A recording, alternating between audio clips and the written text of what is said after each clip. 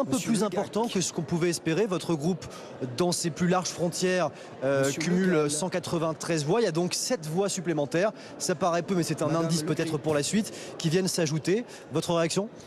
Le premier renseignement, c'est que ça, c'est la photographie exacte de l'Assemblée. Et donc, ça confirme que le nouveau Front populaire est le groupe le plus important, d'où notre revendication de gouverner. Voilà. Le suffrage universel nous a mis en tête. Et là, nous sommes naturellement en tête. Allusion aux élections législatives. Oui, et donc là, nous sommes naturellement en tête de toutes les coalitions. Ça, c'est le premier renseignement que je tire. Le deuxième, c'est qu'il y aura besoin d'un troisième tour, puisque vous avez observé qu'il y avait des débuts de combinaison, notamment avec le retrait des Républicains. Mais tout ça ne donnera pas de majorité absolue au deuxième tour, donc il y aura un troisième tour. C'est la majorité relative.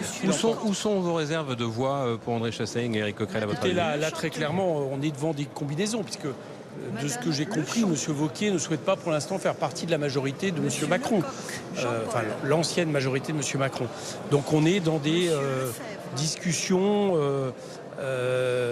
et sur le papier, si les choses vont jusqu'au bout comme ça, et notamment si le Rassemblement national apporte son lot de voix au final aux macronistes, ils finiront par l'emporter. Alors notre réserve de nous, à voix, c'est le fait que les groupes qui se sont retirés, enfin les candidats des groupes qui se sont retirés, ne soient pas suivis par toutes leurs troupes. Voilà, c'est ce qu'on saura au niveau du deuxième tour. Et qu'il y ait des députés de la droite républicaine ou par exemple, ou du groupe Horizon, voire si jamais Charles de Courson retirait sa candidature des voilà. Lyotte, qui au troisième tour pourrait se porter sur la personnalité d'André Chassaigne plus que sur ses idées. Parce que... Sur deux choses.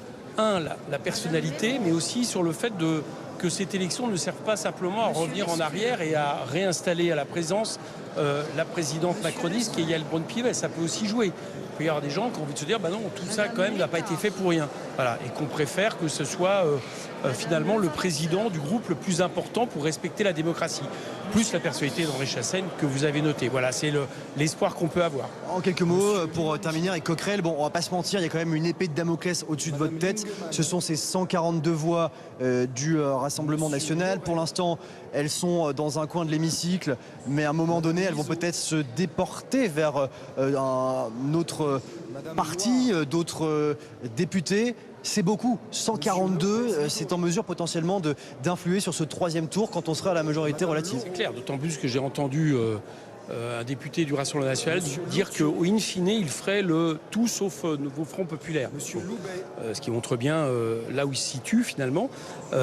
Donc s'il pèse en plus au troisième tour, d'une manière ou d'une autre, par exemple en se retirant en faveur de Mme Braun-Pivet, ça ne fera que renforcer les chances de Mme Braun-Pivet, mais ce serait aussi un séisme politique, parce que d'une clarification d'une alliance possible de fait entre le macronisme et l'extrême droite.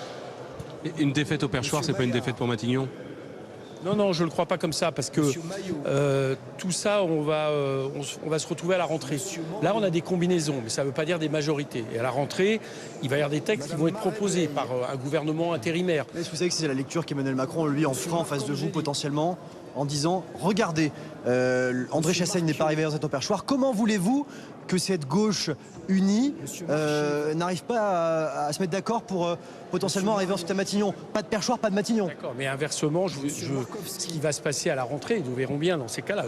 Ça, vous avez raison de dire que si André Chassaigne n'est pas élu, M. Macron va continuer un peu ce coup de force vis-à-vis du suffrage universel qui consiste à maintenir un gouvernement technique. Sauf qu'à un moment donné, il y aura à nouveau des textes en positif. Et que là, je ne suis pas sûr du tout que ce qui se passe en ce moment aujourd'hui, ces combinaisons ne veulent pas en éclat. Si ça veut en éclat, c'est une motion de censure. Si c'est une motion de censure, il n'y a pas de désistement possible. Et dans ces cas-là, reviendra en force l'idée que M. Macron devra prendre un gouvernement de nouveau Front populaire. Merci Éric Coquerel, député LFI, La France Insoumise de Seine-Saint-Denis. Olivier,